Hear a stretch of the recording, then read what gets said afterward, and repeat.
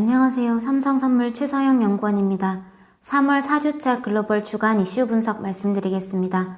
지난주에도 금융시장은 주요국들에서 재정정책과 통화정책이 연이어 발표되었음에도 불구하고 하방 압력이 상당했습니다.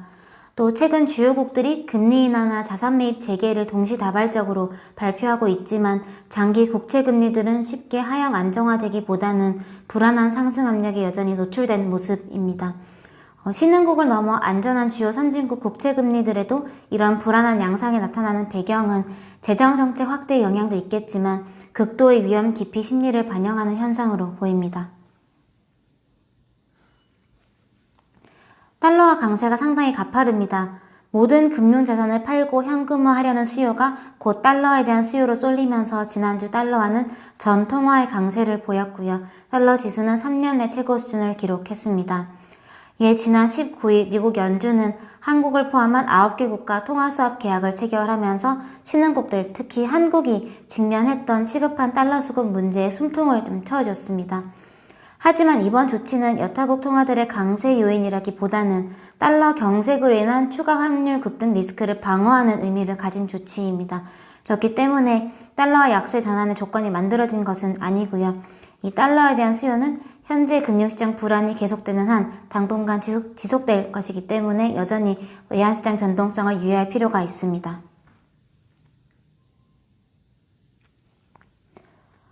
지난주에 ECB가 상당히 의미 있는 추가 정책을 발표했었습니다. ECB는 지난 12일 회의에서 발표했던 1,200억 유로의 추가 양적 완화에 더해서 지난 18일 긴급 자산 매입 프로그램을 통한 민간 그리고 공공채권을 연말까지 7,500억 유로를 추가로 매입하겠다라고 발표했습니다. 우선 매입 대상으로는 기존의 신용등급이 낮아서 대상에서 제외됐던 그리스 국채를 추가한 동시에 이 민간 자산에서는 기존 회사채에 더해서 기업 어음으로까지 범위를 확장했습니다.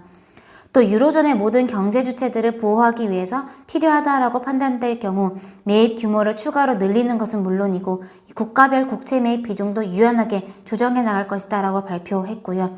또 ECB가 기존에 유지하고 있던 자산 매입 규정들을 필요하다면 언제든 수정하겠다는 의지를 표현했습니다.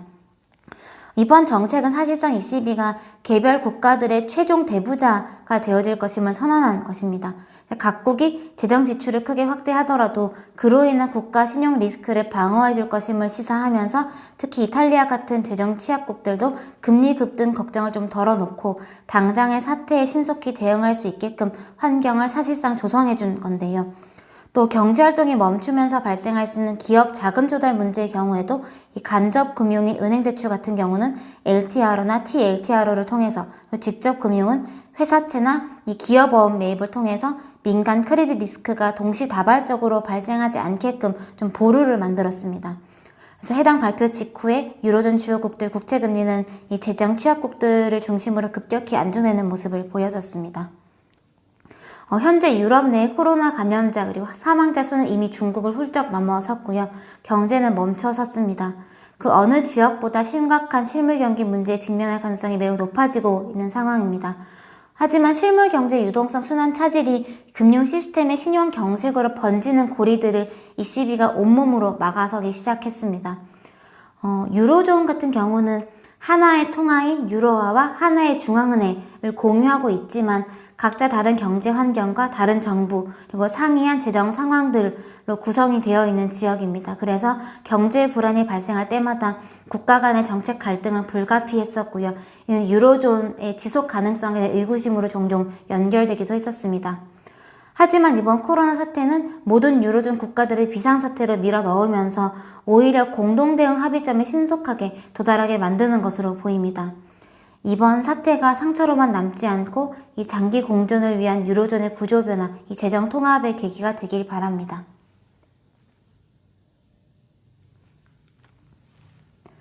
최근 연준은 2008년 금융위기 당시에 사용했던 정책들을 빠른 속도로 다시 꺼내들고 있습니다. 하지만 그럼에도 금융시장 패닉의 정점이 쉽게 확인되지 못하면서 백약이 무효하다라는 실망과 공포가 시장을 떠나지 못하는 상황입니다. 근데 과거의 똑같은 정책들이 현재 똑같은 효과를 내지 못하는 이유는 이번 위기의 성격이 과거에 우리가 겪어왔던 일반적인 금융위기들과는 명확히 다르기 때문입니다. 위기의 주체가 상대적으로 명확했었던 당시와는 다르게 이번 위기는 사회 곳곳에 퍼져 있는 실물 경제 주체들의 위기이자 현재 진행형인 위기이기 때문에 정책을 효과적으로 타겟팅하기도 쉽지 않고요. 또 궁극적인 경기 충격을 미리 추정하는 것도 사실상 불가능합니다. 게다가 코로나가 진정되기 전에는 경제활동 재개를 기대하기 어렵기 때문에 정책들이 당장 효과를 보지 못하는 것은 어찌 보면 당연한 결과입니다. 하지만 당장 효과가 보이지 않는다고 해서 현재 정책들이 역할을 하지 않고 있는 것은 아닙니다.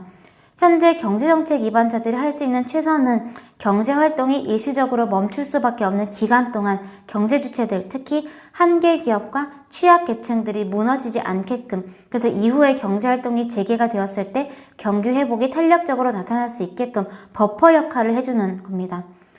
일단 당장 연준이 해결해야 했던 가장 시급한 책무는 전 세계적으로 무질서하게 급증했던 단기 달러 자금 시장 경색 리스크를 방어하는 것이었는데요. 연준은 지난 2008년 금융위기를 교훈 삼아서 단기 자금 시장이 연쇄적으로 망가지기 전에 최대한 발빠르게 이례적인 규모로 자금 시장을 지원하고 있습니다. 이렇게 금융기관 간의 경색 리스크는 연준이 막아줄 수 있을 것으로 보입니다. 하지만 다음으로 연준이 마주한 시급한 문제는 이 회사채 시장입니다. 미국 기업들은 보통 은행을 통한 간접금융보다는 이 직접금융, 주식이나 채권 등을 통해서 주로 자금을 조달합니다.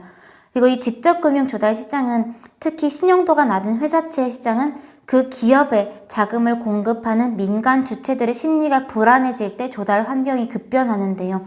그래서 지금처럼 당장 기업들 수익에 문제가 발생할 수 있는 환경이 장기화될수록 자금 공급자들의 심리를 달래기는 어려워집니다. 근데 기업은 자금 조달에 차질이 생길 경우에 신규 고용을 줄이거나 해고 또 파산을 할 수가 있을 텐데요. 만약 이번 코로나 사태가 실업 문제를 크게 남기고 간다면 미국과 글로벌 경기는 코로나 정상화에 걸린 시간보다 이후 경기의 정상화에 더 오랜 시간이 소요될 가능성이 높아질 겁니다. 또 미국의 가계 저축률 같은 경우도 다른 국가들에 비해 상당히 낮습니다. 그래서 당장 미국 가계의 소득 변화는 소비 행태 변화로 직결될 거고요. 또 미국의 소비는 곧 글로벌 전체 수요에 큰 영향을 미칠 겁니다. 그리고 실업 문제는 한번 발생하면 회복되기까지 비용과 시간이 크게 소요될 수밖에 없습니다. 즉 코로나 사태 이후의 경기 회복을 그래도 탄력적으로 유도하기 위해서는 각국 정부와 중앙은행은 기업 파산과 대규모 실업 문제를 어떻게 해서든 막아야 합니다. 다르게 표현해서 경제 주체들 간의 유동성 순환에 문제가 생길 수밖에 없는 기간 동안에는 이 정책들이 유동성을 인위적으로 대신 돌려줘야 합니다. 이런 맥락에서 최근에 가장 경계되는 리스크는 미국 회사채 시장의 경색입니다. 연준은 현재 여러 가지 간접적인 정책들을 통해서 기업 자금 조달 환경 완화에 힘쓰고 있습니다. 하지만 좀 역부족인 상황인데요. 만약 연준이 회사채 직접 매입에 물꼬를 트게 된다면 이는 다른 민간 금융기관들에도 회사채 매입을 독려할 수 있게 되면서 크레딧 스프레드는 상당히 빠르게 안정세를 되찾을 수도 있습니다. 근데 물론 이런 회사채 매입 조치에 대한 최종 결정권은 미국 의회에 있기 때문에 가능성을 쉽게 단언하기는 어렵지만 이 사태의 심각성, 이례적인 사태들을 감안한다면 가능성은 있다라는 생각입니다. 하지만 최대한 서둘러야 합니다. 대응이 늦어지게 되면 자칫 시행 이전에 신용등급 대거 강등이라거나 실제 디폴트들이 발생할 수 있기 때문에 소 잃고 외양간 고치는 격이 될 수가 있습니다. 미국 의회와 연준의 정책 공조가 빠른 시일 내에 제시될 수 있기를 바랍니다. 이번 주부터는 코로나의 글로벌 경기 영향력을 가늠할 수 있는 지표들이 본격적으로 나오기 시작하는데요. 특히 미국과 유로존의 PMI 지표들이 가장 주목됩니다. 하지만 최근 미국과 유럽에서 경제 활동을 멈추게 하는 고강도 조치들이 계속적으로 확대가 되고 있기 때문에 지표의 추가 악화 가능성을 열어놓을 수밖에 없다라는 점은 심리를 추가로 위축시킬 수밖에 없어 보입니다. 또 주간으로 매주 목요일에 발표되는 미국의 실업수당 청구 건수도 미국 내 실업 상황을 상대적으로 빨리 반영하는 지표라는 점에서 주시할 필요가 있습니다.